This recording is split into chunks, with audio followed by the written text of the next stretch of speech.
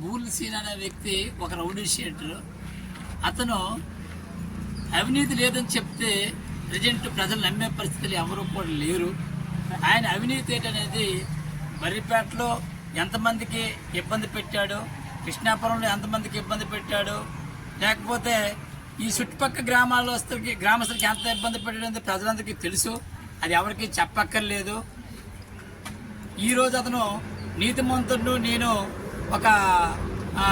నీతిమంతుడు, మిగతా వాళ్ళందరూ దొంగలని చెప్పడానికి ఆయనకి ఎక్కడా కూడా ఆయన రుజువు చేయడానికి కూడా ఆస్కారం లేదు. అతను ఒక పెద్ద అవినీతిపరుడు. ఈ అవినీతిని అతి త్వరలోనే బయటకు తీసి అతనికి బయటపెడతామని గట్టిగా హెచ్చరిస్తున్నాం. నేటికి చాలా సంక్షోభం ఉంది. రౌడీ షీట్ తెరవబడ్డ ఊర్లు శ్రీను అని నీవు ఛాలెంజ్ని విసిరే అంతటి స్థాయికి ఎదిగావా శ్రీను? నీకు అంతటి ఔన్నత్యం ఎక్కడిచ్చారు, ఎవరిచ్చారు? నీ తాలూకా ఒక్కొక్కటి పొట్లం విప్పుతుంటే పాములు కట్ల వలె నీ తాలూకా ఆకృత్యాలు, అవినీతులు రాజ్యమేలుతున్నాయి. నీకు కాలం చెల్లిందయ్యా. వైఎస్ఆర్ పార్టీ ముసుగులో నువ్వు చేసినటువంటి ఆకృత్యాలు, నీ పట్టా దిద్దుళ్ళు, అవినీతి పట్టాల మార్పుళ్ళు, మరి నీ అక్కజెల్లెళ్ళు పేరున 2 మండలాల్లో లబ్ధి పొంది, స్థలాలు పొంది, 5 లక్షల రూపాయల నగదులు పొంది, మరి సీసీ రోడ్డుకి ఆనుకొని రోడ్డును కొంతవరకు దురాక్రమణ చేసి నువ్వు కళ్యాణ మండపం కట్టావే. మరి ఇటువంటి ప్రజాకంటకులు ఛాలెంజ్లు విసిరే స్థాయి నీకు ఉన్నదా శ్రీను? నువ్వు చేసినటువంటి ఛాలెంజ్లు నీ స్థాయికి మించి మాత్రం చేస్తున్నావు. నీకు రోజులు మాత్రం దగ్గర పడ్డాయని చెప్పక తప్పదు. మరి అలాగే విజిలెన్స్ వాళ్ళు ఇచ్చినటువంటి 1,5 లక్షలు రికవరీ కట్టమని చెప్పి నీ పైన నివేదికలు ఇచ్చి ఉన్నారు. ఆ నివేదికలు కట్టకుండా మరి గత ఎమ్మెల్యే గారి ముసుగులో, వైకాపా ప్రభుత్వ ముసుగులో నువ్వు బ్రతికి బాగుపడ్డావు. కానీ ఇప్పుడు నీకు మాత్రం ఆ రోజులు దగ్గర పడ్డాయి. నీ చేతను రికవరీ చేయించకుండా ప్రతి ఆఫీస్ అధికారులు వాళ్ళ ఆఫీస్ గుమ్మాలు తొక్కించడానికి మరి అధికారులు ఎందుకు అంత సోద్యం చూస్తున్నారో తెలియదు. ఒక అవినీతిపరుడు రాజ్యం వెళ్తుంటే మరి ఈ అధికారులందరూ మండల స్థాయిలో, జిల్లా స్థాయిలో మరి ఎందుకు ఆ వేమరపోయారో నాకు అర్థం కావటం లేదు. ఇక నీకు ఆ సమయం అయితే దగ్గర పడింది. నీ స్థాయిని మర్చిపోయి మాట్లాడడం మాత్రం తగ్గించుకోకపోతే నీ ఆరోగ్యానికి మంచిది కాదు. రౌడీ షీట్ తెరవబడ్డటువంటి నీకే అలాగుంటే మరి సామాన్యమైనటువంటి మాలాంటి కార్యకర్తలకు ఇంకెంత ఉక్రోషం ఉంటుంది? తప్పు చేసావు, మరి రెండో తప్పు ఇంకా చేసుకొని నీ జీవితాన్ని పాడు చేసుకునే పరిస్థితి నువ్వే కొని తెచ్చుకుంటున్నావు, రెచ్చగొడుతున్నావు. మరి బర్రి రాజులమ్మ ఇల్లు పట్ట అమ్మకం పెట్టడం వాస్తవం కాదా?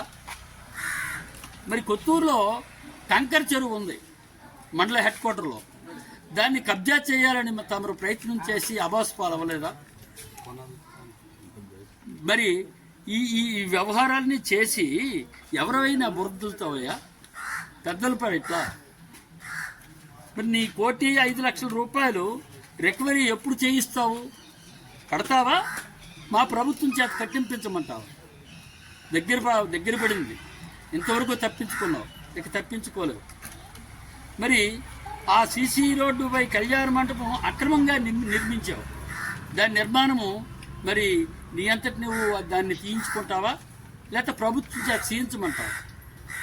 నీ పొరుగు స్థలములు, పోరంపో స్థలములు కబ్జా చేసి అవి నీ కుటుంబస్తుల పేరున నమోదు చేయించుకోవడం వాస్తవం కాదా? అనేకమైనటువంటి 1 కాదు 2 కాదు నీ గురించి చరిత్ర పుటరాయొచ్చు. మరి నీ భార్య పేరున, నీ కుటుంబ సభ్యుల పేరున, అక్కచెల్లెళ్ళకి 2 మండలాల్లో కూడా మరి 5 లక్షల నగదు, యూత్ ప్యాకేజెస్, మరి పట్టాలు పొందడం, ఇవన్నీ ఆకృత్యాలు చేసి ఇంకా నీకు ఛాలెంజ్లు విసిరేంత స్థాయి లేదు. ఇక్కడి నుంచి అయినా నువ్వు నీ స్థాయిని మర్చిపోయి ప్రవర్తించినట్టుంటే కబడ్దా. మరియు ఇక్కడ ప్రెస్ మీట్కి ఇచ్చేసిన పెద్దలందరికీ నమస్కారం తెలియజేసుకుంటాను. ఈరోజు మనందరం ఏకండిగా ఇక్కడ నిర్వాసిత గ్రామ నాయకుడైన బూర్ల శ్రీనివాసరావు గారు చేసిన అక్రమాల చట్టాన్ని బయట పెట్టడానికి కోసం మనం అందరం ఏకమై కలవడం జరిగింది.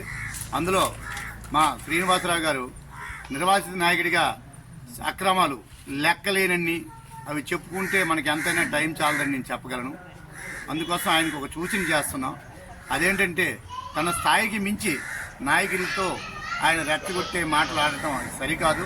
ఎందుకంటే ఈ విధంగా మాట్లాడినంత మాత్రాన మీరు నిజాయితీ పరులుగా నిరూపణ అవుతారని మీరు భావిస్తున్నారేమో, కానీ అది మీకు చాలా కష్ట రోజులు తెచ్చిపెడతాయని మీరు గుర్తించుకోవాలి.